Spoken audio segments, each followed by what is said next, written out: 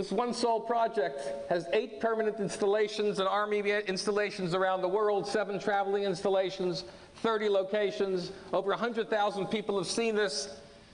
I participated at the Capitol in Arizona just a couple of months ago with the governor, before everybody knew who she was. But this year what we did is we're in year number 2 through the efforts of Dina Schneider and Raphael of completing a toolbox. What's a toolbox? Well, we have the traveling exhibition. So now what we have to do is we have to create some kind of a project to allow public schools, Torah institutions, community centers, to be able to take the messages that we try to develop from the exhibition and bring it to the classroom. So we've created a toolbox.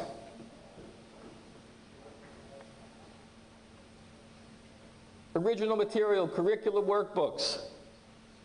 This is all through Afikim, what I already know. DVDs. Barry Mason, in fact, was down in Georgia and met with the head of the Holocaust Commission, and she told him that she has never seen such a complete presentation to offer to her school system. It's all through our efforts. But you'll never know our name.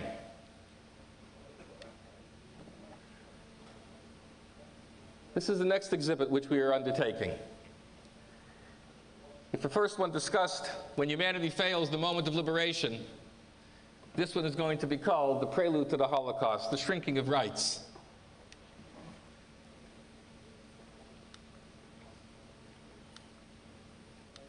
This is now in development, and hopefully within the next year or so, it will be complete.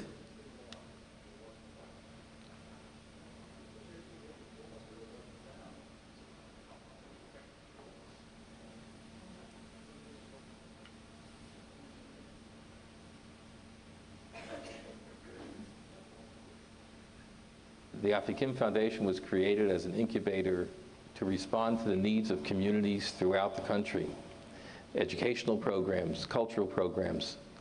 And we are most grateful to the United States Congress, to the United States Army Center for Military History, and to the Holocaust Museum for their assistance in allowing us to create this particular exhibition, When Humanity Fails, the moment of liberation at the end of World War II.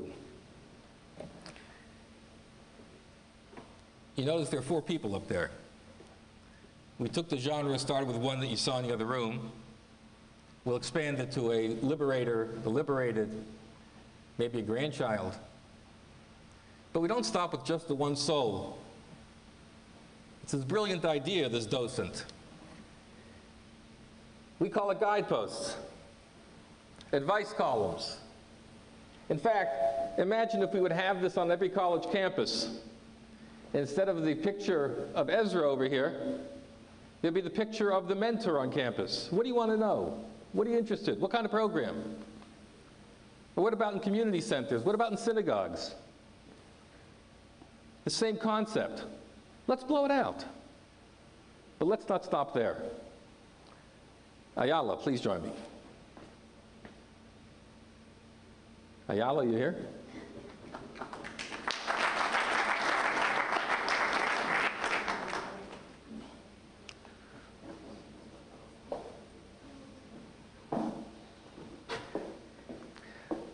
Ayala Magda just graduated from high school. Mazel tov. So we had a very simple idea. You saw the exhibition, you saw the docent, you saw the grumpy guy in the other room. But let's say we took another guidepost, not to put in museums, but to put in hallways of schools.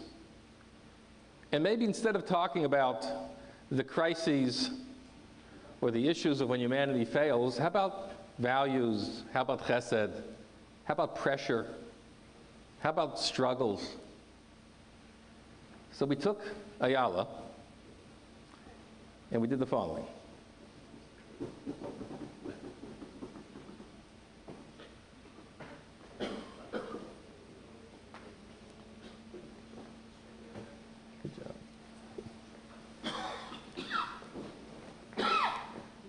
Here's the deal.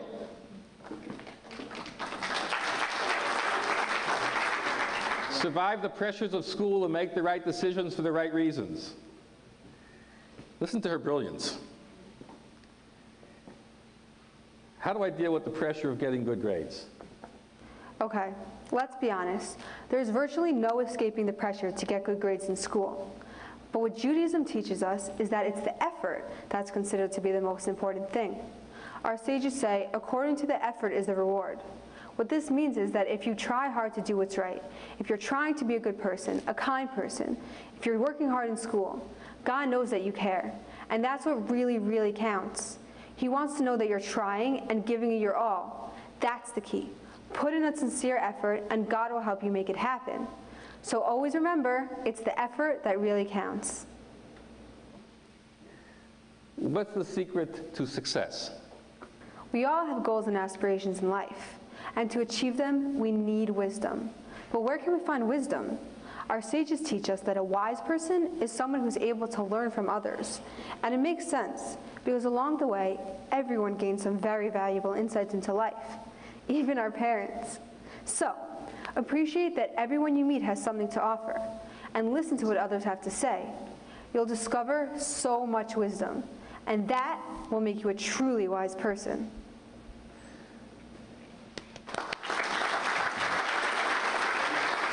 Now, why are we showing that this evening? You know why? I'll tell you why. There's some of the most creative minds in this room. One just stood up. Matt Mandel. Matt Mandel will take this idea, he'll say it's his own, and he'll create the most dynamic kind of a presentation using this idea. Could you imagine the messages we could put into schools? Change it? If there's a particular bullying problem, or any other challenge which perhaps the adolescent is facing at that particular moment in that particular environment, using this, from over there, is part of our magical message this evening.